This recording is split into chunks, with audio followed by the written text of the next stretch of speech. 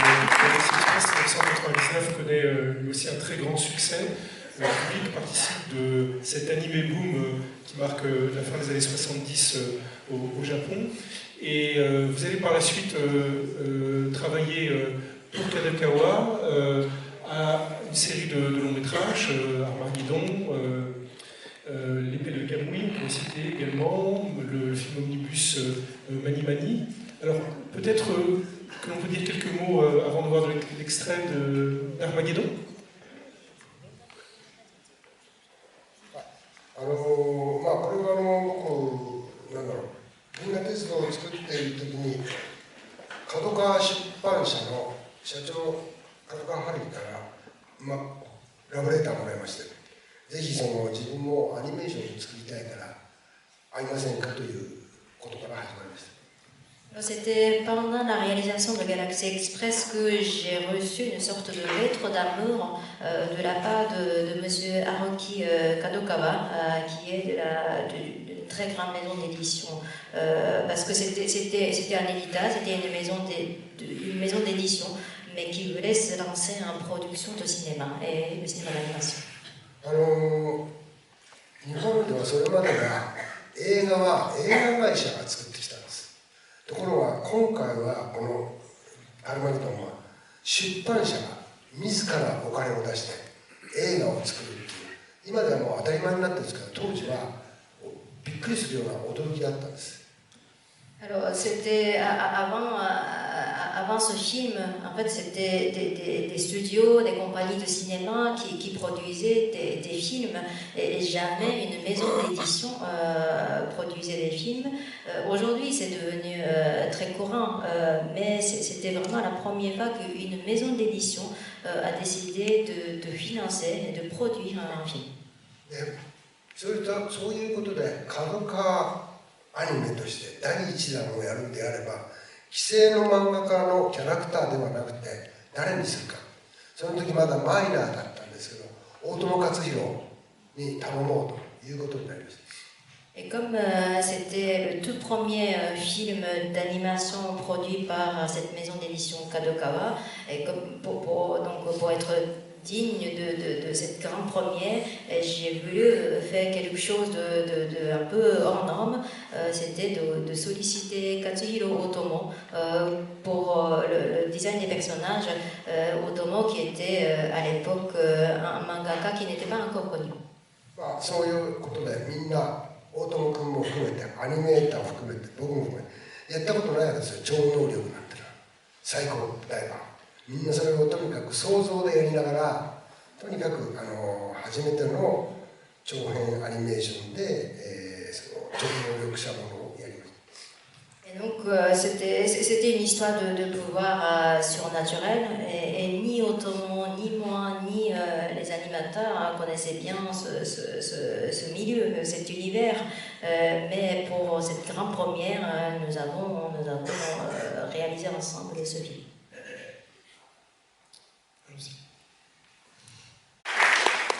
Nous arrivons à Métropolis,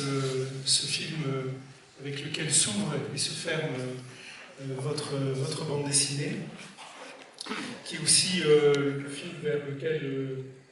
on a le sentiment que l'ensemble de votre œuvre converge, dans lequel s'incarne ce rêve de cinéma que vous avez pourchassé. Peut-être pouvez-vous nous dire un mot sur l'origine de ce projet. Qu'est-ce qui vous a incité à revenir à Tezuka à ce moment-là de votre carrière? 実際には僕演出、監督を最初にやるのはデザートからですね、手塚さんの。で、ジャングル大帝という。で、その頃はまだ21歳ぐらいですから。21歳ぐらいの自分の中にある演出の能力なんてたかが知れてる。それは十分自覚しながらいろんな作品を作って、少しずつ僕は映画というものをなんとか見つけよう。もちろん勉強もいっぱいしましたけど、でそういうことの最後に自分はもう一度手塚治虫をちゃんと自分の中でけりをつけよう。って言って企画したのがこのメトロポリス。Quand je suis passée pour la première fois à la mise en scène, c'est-à-dire quand je suis devenue réalisateur pour la première fois, c'était sur Astro Boy et ensuite Le Roi Léo. Et j'étais très jeune, j'avais 21 ans par là. Et à l'époque, j'étais très, très débutant au niveau de la mise en scène, et donc je n'étais pas au niveau de l'incroyable manga de Osamu Tezuka. Et après, j'ai enchaîné, j'ai réalisé différentes œuvres et j'ai beaucoup étudié, mais je voulais vraiment revenir à l'univers de Tezuka, puisque j'avais ce regret de n'avoir pas été au niveau à l'époque. Donc c'était un peu pour boucler la boucle que j'ai voulu revenir à Tezuka. Ce film Metropolis, vous l'imaginez aussi avec la complicité d'Otomo. Vous avez parlé au moment d'Armageddon, c'est Otomo qui signe le scénario de Metropolis. Est-ce que vous pouvez parler un petit peu de ce compagnonnage sur ce film? なんかたまたま漫画家の中でも小戸勝弘っていうのとはなんかもちろんその大漫画家ではあるんですけど、なんかこう同じアニメーションを作っている同士っていうなんか親近感で常にずっと付き合ってきて、彼の持っているエッセンスというかセンスというか映像の図柄の画力といったらいいかな、絵の力の面白さ、そういうものをずっと見てきてんで、メトロポリスで脚本書いたら書くって言ったら書くっていうことで一緒にやることになったんですけど。Comme vous savez, Katsuhiro Otomo est un très grand mangaka, c'est un maître, mais pour moi, comme on a travaillé ensemble pour les films d'animation, j'ai l'impression qu'on est plutôt collègues, camarades. Mais j'aime vraiment beaucoup Otomo, sa sensibilité, ses expressions artistiques ou sa capacité de dessin, donc son talent en tant que dessinateur, j'aime énormément. Et donc pour ce projet de Metropolis, je lui ai proposé, je lui ai demandé si ça lui intéresserait d'écrire le scénario, et il a dit tout de suite oui, et c'est comme ça qu'on a travaillé ensemble. La production de Metropolis, c'est 6 ans de travail, c'est 1,5 million de feuilles d'animation réalisées à la main, et c'est aussi le début d'images de synthèse.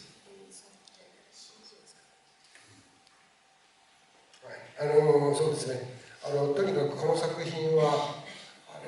ヒエラルキーでいうと頂点を迎えている権力者、一番底辺は人間の社会、このヒエラルキーを真ん中から切ってメトロポリスという街を作ったんですね。Ce film Metropolis montre deux univers. Donc, au niveau hiérarchie, il y a deux mondes, donc le monde de haut et le monde de bas. Et donc évidemment, dans le monde de haut, il y a des gens de pouvoir, et dans le monde de bas, il y a du peuple.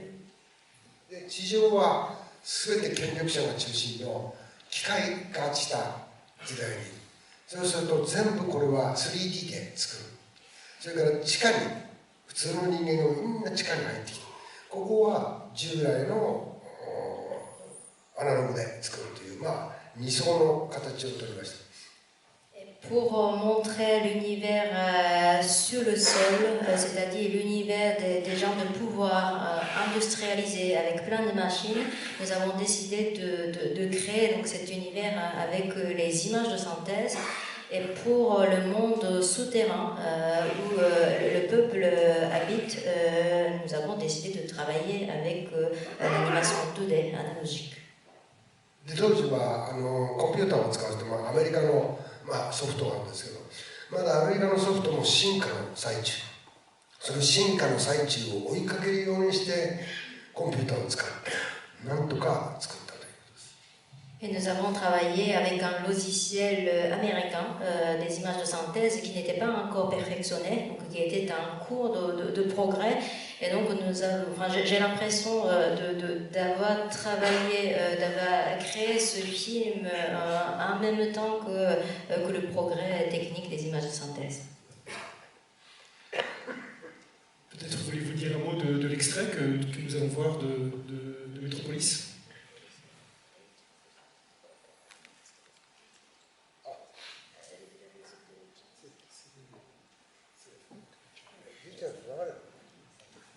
これを作るときに、僕にとって音楽はものすごく重要で、常にどんな音楽を使うのか。